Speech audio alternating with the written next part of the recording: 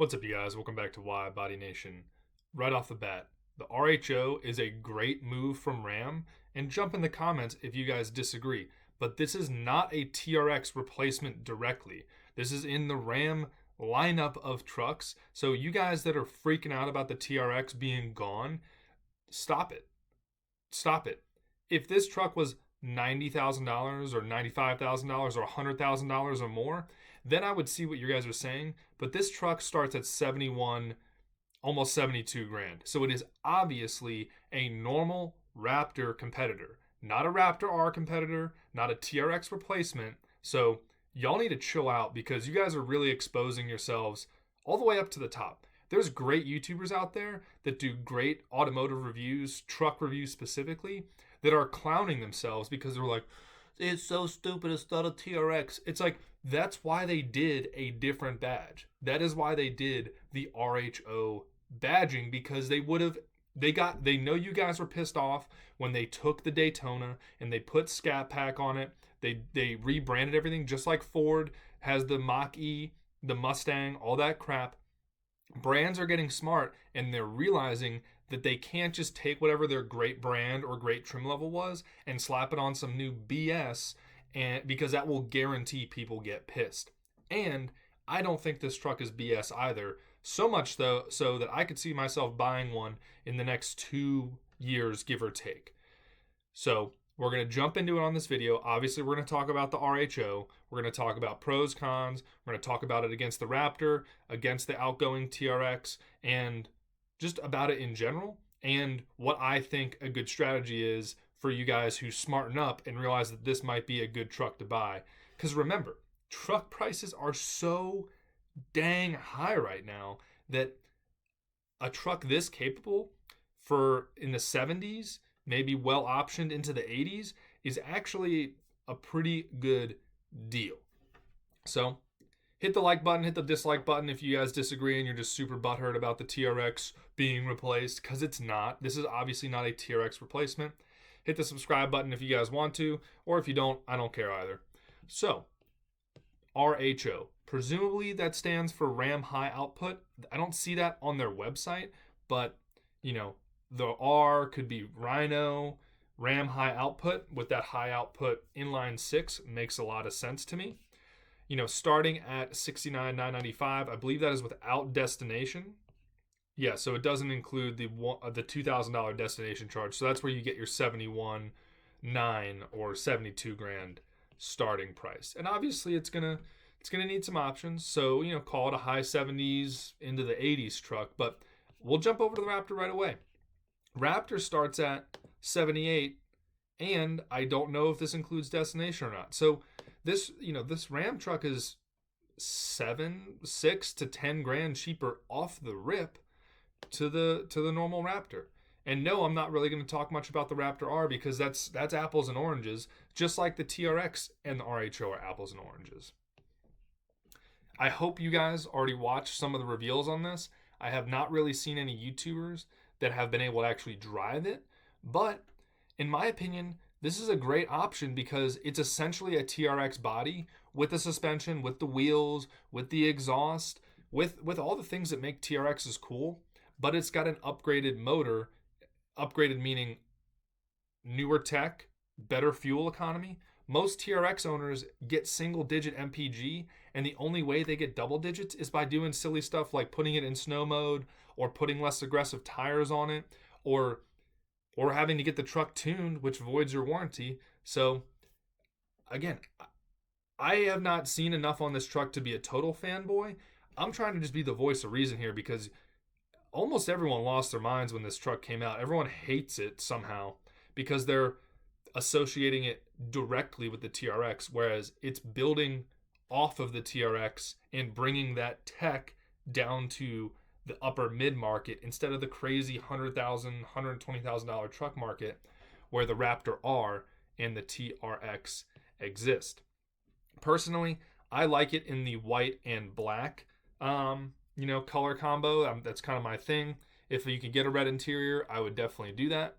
Looks like you can get a 14.5 inch touchscreen, vertical in orientation, which looks great. I mean, I've never been the biggest fan of the RAM kind of little bit tacky infotainment, but I think they've really figured it out. Digital gauges, a lot of customization here. 10.5-inch screen for the passenger. That's bananas. It's going to be comfortable. You guys already know that. They're keeping the shifter in the center console, which is always nice. You know, you can get your Harman card in. That's been a Dodge thing for a decade plus now. And let's talk about the power plant. This has almost 100 more horsepower and I believe 11 more pound-feet of torque. Yeah, let's see. Yeah, I believe the Raptor is 450 and 510, so 90 more horsepower and 11 more pound-feet of torque. 1,500-pound payload, which is meh. Can tow more than 8,000 pounds, though, which is, you know, with these off-road trucks, because their suspension is so forgiving for actual off-roading and for Baja stuff and just all that other stuff, that's about the max towing you're going to get. You know, Raptors, TRXs, they're basically only good for towing a trailer, usually an open trailer and a car. Enclosed trailers with the Raptors are dicey, especially if they're a big enclosed trailer. So, you know, 8,400 pounds of towing with very minimal in the truck. I mean, that's enough for me to, you know, go get a decent open trailer and tow the Hellcat or tow the Corvette around. So I don't see any issues. The thing on the motor that I would say, which is why I'm probably not going to buy a 2025 or at least an early 2025 model, is you obviously they still need to work some kinks out on this motor, which they have been working out on the Wagoneer and some other vehicles. But I would say it is probably smart for you guys to wait till late in the 2025 model year, if not into the 2026 model year, you know, because then you'll also probably be avoiding markups. You'll be avoiding stuff like that. Because obviously the first few that hit the lots, they're going to have markups just because of limited supply and presumably okay demand. I mean, people drive regular Raptors, people buy regular Raptors, and they pay sticker or more for them. So looks like they've started up in the tech on these two. Digital key, that's pretty good. Wireless charging, looks like they have aux buttons, trailer brake control, tons of inputs here, and even that looks like an HDMI port for the passenger screen, which is pretty interesting.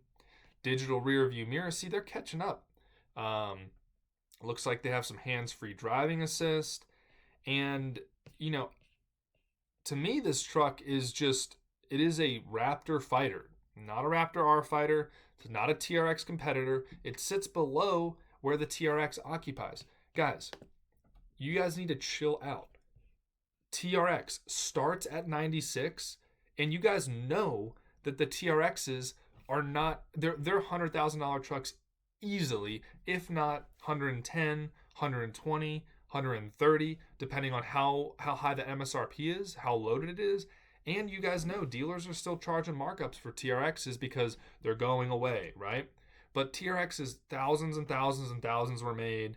They've done limited runs within the TRX too. So I would never overpay for a TRX if I were you guys. They do not have the RHO on their 2025 build list yet. They have the Rebel, you know, they have some other stuff, but they do not have the TRX or the RHO for 2025. So, Raptor versus TRX.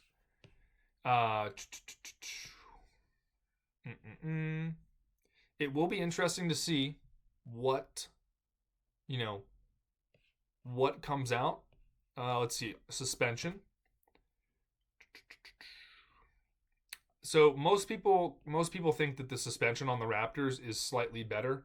3.1 inch live valve Foxes versus and 37s on the Raptor R, which I think you can get 37s as an option for the Raptor if I'm not mistaken. But I mean 35s will do the deal. But if you put 37s on there, you guys are gonna sacrifice fuel economy, which maybe you care about that, maybe you don't. Yeah, I mean, towing capacity, good to go.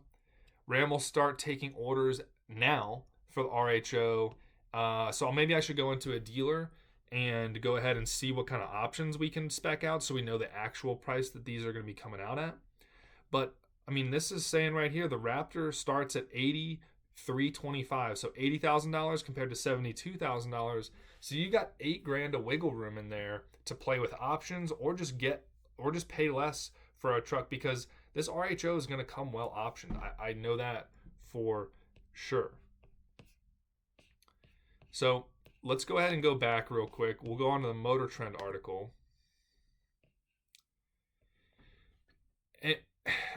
See, even Motor Trend, they're saying, can this truck replace the TRX? I still think that Ram is going to come out with maybe a hybrid version of this truck that's going to have 700, 800 horsepower combined, and people are probably going to like it. This truck should not be compared or said to replace the Raptor. It's just that simple. So overall, let me know what you guys think in the comments below. Do you think these are going to be, do you think dealerships are going to be paying or demanding over sticker, $5,000 over, $10,000 over, $25,000 over, or more, like Raptors and TRXs have seen for years now? What do you guys think about the pricing off the rips? $72,000 starting price with delivery. I mean, that's pretty competitive in my opinion. Do you guys think this is a Raptor replacement for real? Or do you guys actually kind of see it from my perspective, which is they're stepping down and a TRX replacement. This is a Raptor competitor. It is not a Raptor R competitor. It is not a TRX competitor or replacement. Do you guys agree with me on that? And are you guys thinking about buying one? And if so, how soon? Are you guys putting orders in?